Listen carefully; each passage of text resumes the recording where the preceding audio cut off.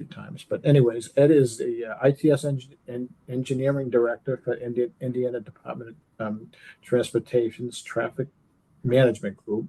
He has more than 30 years of experience in traffic operations for Indiana DOT. Ed is a 1991 graduate of Purdue University with a BS in civil engineering. He is also a professional Indiana professional engineer. And that is not describing Ed fully, because I know Ed fairly well. But Ed is a superstar, and so is the Indiana DOT when it comes to ITS and operations. So with that, Ed, I'll move on and pass it back over to you. Sarah. Thanks, Paul. Always great to work with you. I'll jump in here. I do these better in person, but I will do my best on a webinar not to PowerPoint you to sleep. So as he said, I've been about 30 years with NDOT. I've been doing event management for almost all my career in different capacities. I want to go talk to you about today. It's always hard. I knew it'd be hard to follow Natalie. I actually know Natalie, and she presented exactly as I expected, thorough, really good about the planning stage and where they're at. So I'm going to talk to you about an event that's already happened that we did in Indiana. We're talking about the Taylor Swift concert, the Eras tour. We were the final stop on her tour. And this one was a little different. I will divulge I'm not a Swiftie. They gave me a test before this happened, and they asked me to name, got the top 10 songs off of Spotify. I failed miserably. I knew 0 of 10. So with that, still appreciate the fans that we brought in. The Federal Highway checklist components, I will just say absolutely, great tool. Please follow along. Indiana's been doing this a while, and I'll explain why. We've kind of developed our own, which actually uses all the components of the federal checklist. But I'll move on and start through our adventures with the Taylor Swift in Indianapolis. So next slide, please. Okay, so how do you successfully manage large events? I'm going to tell you over and over through this is establish relationships and do this before events and across events. In Indiana, I'm very, very fortunate. I've got a very experienced team that I work with the DOT, but the Indiana State Police actually has a special events team that works with me on every event across the state, regardless of type. So it's the same people coming to the table over and over, the city of Indianapolis, but all the cities across the state, we know the same players. And as they change, we try to do transitions so we get to know each other. The goal is on event day when everything happens, these aren't unfamiliar faces, voices, and people you're dealing with. You know what to do. So I'm showing you on the left, the reason we know each other so well is city of Indianapolis, downtown is where this event happened. We've got four main venues we deal with downtown. We've done Super Bowls. We do Indianapolis 500s. But if you look, we've got the Gainbridge Fieldhouse, which if anybody watches WNBA, where the Fever is at, they've managed to fill that up incredibly this last year. We got Luke, and it holds about 20,000. The Lucas Oil, where we had the Taylor Swift, holds about 70,000. It's where the Colts Stadium is at. We've got a huge convention space immediately adjacent to these. It's over 500,000 square feet. And then just west of this area, we've got the Indianapolis Motor Speedway, which can hold a capacity of 400,000. And we move people in and out there in a day. So I tell you this just because that's why we as a team work together a lot. Every year we have a lot of things going on, but good planning is the key. So it start with the federal highway checklist, work through all that. Hey, you're doing good. Communication is incredibly important. So Taylor Swift, some of the things that we had to deal with that were a little different. I've had experience dealing with Jimmy Buffett, the Deadhead troops coming through. So we've had lots of different, but Swift was a very different group to deal with. So some of the things we had to deal with is where are all your pedestrians going to be at? What's going on? So they were there for 3 nights, Friday, November 1st, 2nd, and 3rd. So Friday, Saturday, and Sunday night. And, I'm showing you some things there. That picture is the JW Marriott, and that is not a Photoshop. That was actually a 300-foot tall Taylor Swift that was put on the building several weeks in advance of the concert. So if you want to talk about a thing that will cause you grief and photo ops and congestion with pedestrians, that was it. The person you see in the top right is actually standing next to a photo op location at the feet of that. This bottom right is something you might not even think about. During this event, our local government decided they were going to put street name signs up on all the city streets that had Taylor Swift references. essentially turning every street corner into photo op opportunities. So those are all some of the challenges. The QR codes in the corner still work. So if you get the PowerPoint later, you can see some of the information that we put out to the public to prepare for this. So next slide. So start early. We don't get to choose typically in my role in the transportation and the safety side of it. I don't generally choose who's coming or what's coming. I get some input as to maybe when and definitely get some commentary. But as soon as you know you've got events coming, start early. Bring all your players in, develop great communication plans. I'm an engineer. I am not your communicator. I'm not the person that's going to be in front of the media. But I will just tell you, your social medias, your traditional news stations, but work on, traffic management plans as well, your local streets, your interstates. Don't forget pedestrians. That's one of the things with the Taylor Swift concert was a key element was the amount of pedestrians. Safety plans and, your event action plan. I mentioned that is not one you may have seen, but this is something the state police does in Indiana. For every event we do, they develop an event action plan that basically talks through what our strategy is, what our goals are.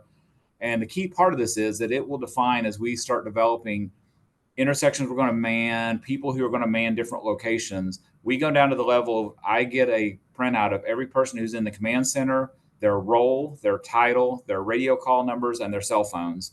But I get that also down to the level of every officer on the street. So if I'm looking at a camera and I see an officer on a corner, I generally follow a chain of command.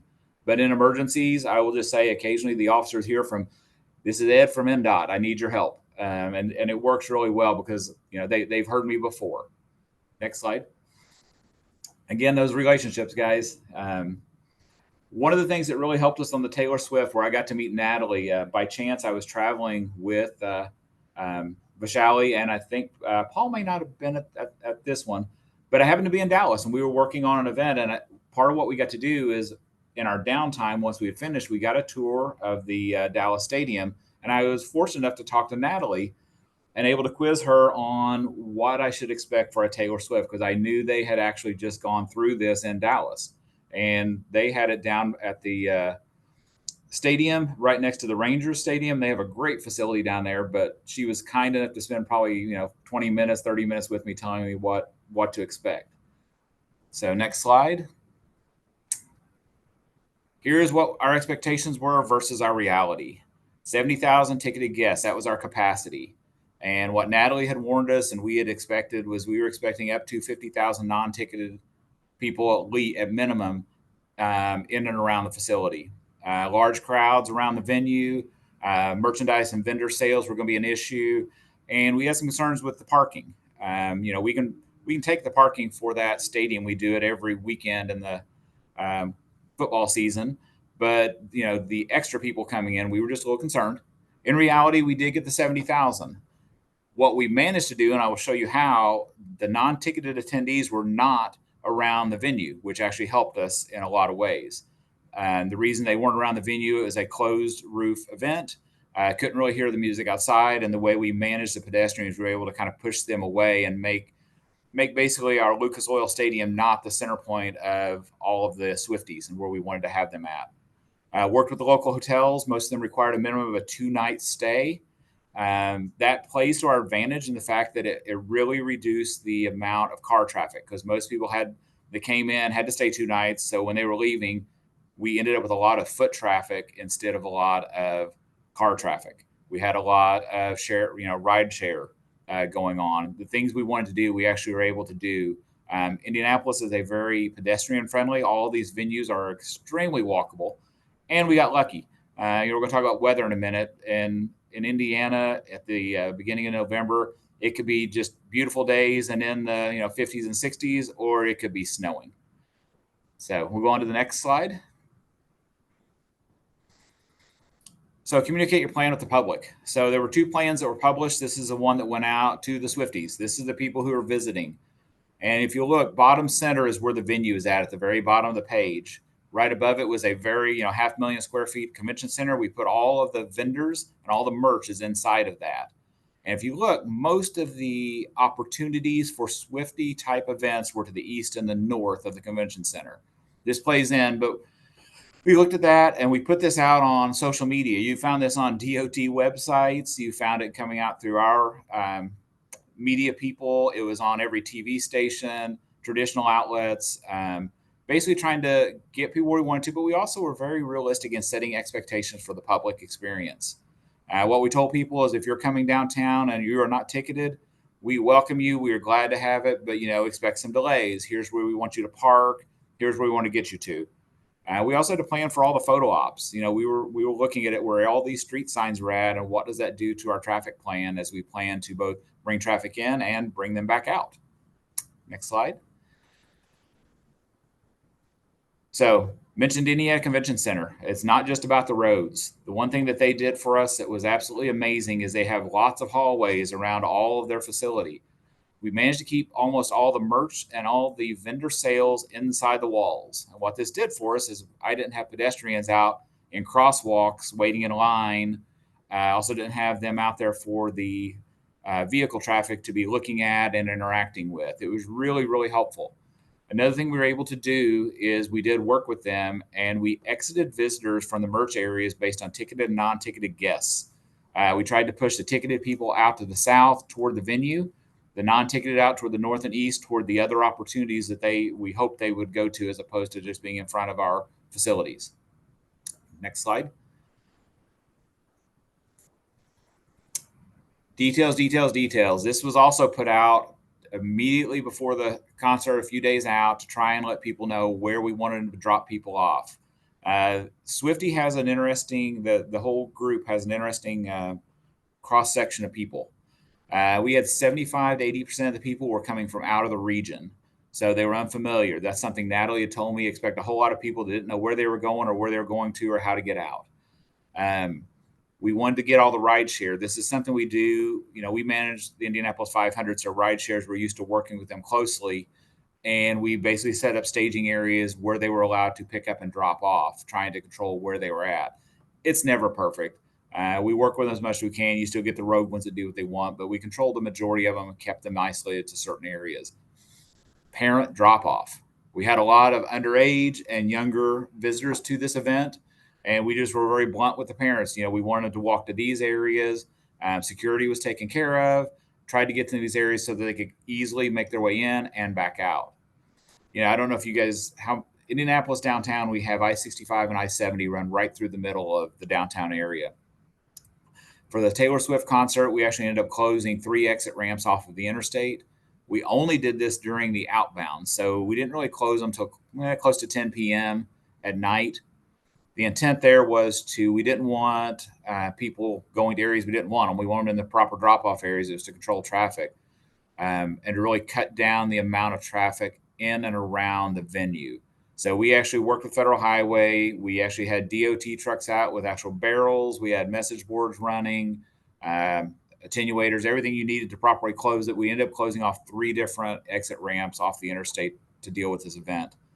We also, Natalie mentioned earlier, working with your contractors. We worked with all of our active contractors in the area that were doing construction work. We had 2 that had lane restrictions and ramp restrictions that were going to be negative impact to this area. Worked with them, accelerated some work, did some weekend work with them, managed to open both of them up early. And they were just north of the downtown area, really gave us a great northbound exiting the event, basically an exit ramp that would flow better. Next slide, please.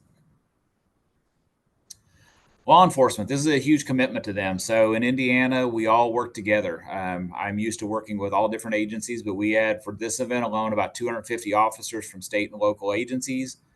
We manually took over 59 intersections. We were running a small command center with the venue inside the Taylor Swift concert. Happy to say I was not the person in there. I, again, don't know any of the music. I was glad not to be there. I did have one of my engineers who I think is on this webinar. She did volunteer to fall on the sword and go into the event if needed, but we didn't have to call her out to do that. Typically, we had everything running with the local center, just had a few people in there, but the real command was in the local EOC. This time we utilized one for the city of Indianapolis's Metro Police. It's over here on the east side of Indianapolis, just a couple miles away from NDOT's Traffic Management Center. One thing I should tell you about the Traffic Management Center for NDOT, it's a co-located facility. So it's Indiana State Police and NDOT in this building. The local Metropolitan Police, they got their EOC. we all can meet at the EOC and work in there together. And then we still have NDOT staff and state police staff just up the road managing, boots on the ground as well. But most of the command was sitting in the EOC. Next slide, please. So who and where and what were some of the topics we had to talk about? Let's talk about radio frequencies. When you talk about an event this large, how are we all going to communicate? So I will say we started out with one radio frequency that we were going to run all ops on, and we added 3 backup frequencies that we could branch out if we had events. I'm happy to say the event went so well, we were able to run pretty much everything on a single frequency. Cross-agency communication goes great. We all have a shared channel that we can talk to. We also all had our own communications. So we could, talk, off the side on issues that were just DOT related or just police related for locals. EMS and fire were sitting in the EOC with their command, but they were also at the event. So what happened was if game day decisions, the contingency plans had to be implemented, literally the decision makers are in the same room, can make decisions, and quickly we can all have all of our agencies acting in unison, implementing what needs to be handled. Law enforcement was there. We had multiple agencies represented. This one wasn't too bad. I think we had 3 different agencies in the room. I will say when we do the 500, it gets even more exciting. You'll notice I have Secret Service question mark because this one we didn't have any dignitaries show up, but for the Indianapolis 500, it happens a lot. If you have events that are large enough, which I think the World Cup, depending on who's in your area, you could have this. Just know if the Secret Service shows up, they're going to change your plan. They're a great partner, but they just have different criteria that they've got to meet to accomplish their task as well. Done it many times. We moved a lot of dignitaries in and out, but just know that's something, a checkbox you got to check and see. Natalie mentioned National Weather Service. Depends on the event time of year. As I said, Indiana, we do a lot of events year round. So for the 500 in the spring, we're watching for tornadoes and bad weather moving in. For the Taylor Swift concert, we were more worried about, would we get snow? Would we end up with really cold, bitter temperatures? We actually have groups or people that represent taxi, rideshare, and public transit that sit in on a lot of our meetings. We hold meetings with them to talk about, what we think the capacity will be, staging locations, what worked in previous years or previous events, and what didn't. We have a lot of very, very blunt conversations with each other. Heard Natalie mention also, the heat issues they may deal with in a Texas summer event. We deal with this in Indiana too, because we're just kind of very random what we'll get for temperatures. For some of our events, it could be snow or it could be really bad heat. But our transit agency has really stepped up. We actually, at a lot of our events in the summer, will have them bring buses to the location near the fire and EMS when we're dealing with triaging, and we'll have cooling buses. Literally, sometimes people just get overheated, and we will literally, as they're being triaged, we'll put them on the cooling buses and cool them down, and we actually end up getting a lot of people taken care of, just getting their core temperatures down as we're trying to get them ready to move on. And aviation. I didn't have a lot to worry on the Taylor Swift because it was a closed roof arena. But some of our open air ones, it really becomes a problem. And especially, for us, we occasionally will have military flyovers and stuff. It's not just what are the drones going on, what's going on with current law enforcement for management of the safety on there. But then if you bring the military in there for flyovers, it's just coordinating all that. And unfortunately, some of our events, the airport for Indianapolis is on the west side, and the downtown area can be in the flight path. So we are definitely in communication with the aviation side of the world. So don't forget that checkbox. Next slide.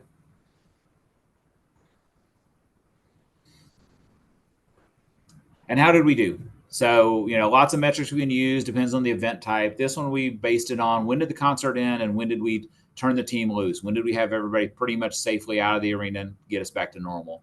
Night one, we were a little late getting started. So concert ended at 11:45. We were done at 2 a.m. Night two, almost exactly the same, except we were out at 11:15. We got out at 1:30. Night three, because it was a Sunday night, I think we got a little reprieve from some of the locals in the downtown. We released at 11:15, and we were done by 1 a.m. So what I'll say is we had a very consistent, improved on the third night, which we kind of anticipated with being a Sunday night. Really, the big challenges we had with moving them out is on the inbound, we had a couple crashes, and even on the outbound on the interstate, unrelated to the concert, but definitely affected our outbound. And I will just say, Paul Joden, our TIM training and our relationships we built definitely helped us clear some of those more quickly so we could get the event both in and outbound running. Next slide. This is my last slide. I like to, or next to last slide is this is a shameless slide of the TMC in Indianapolis. This is where NDOT and the state police share facilities. It looks really nice in the photo. It's 20 years old. We are really outgrowing it, but it is a great facility. We run, this is one of two in the state of Indiana. And next slide, please. And when I tell you that I believe in working together and building a relationship, this is our dispatch center. The right-hand side is NDOT. The left-hand side is Indiana State Police. If you want to develop a relationship, run a center 24 hours a day, 7 days a week in a space that looks as small. That picture does not lie. It's a fairly small space. It's like a family. You know, we have our good days and our bad days, but we learn to work together and develop a lot of relationships in managing all of these events. So with that, go to the last slide, I think. And Paul, I will hand it back over to you.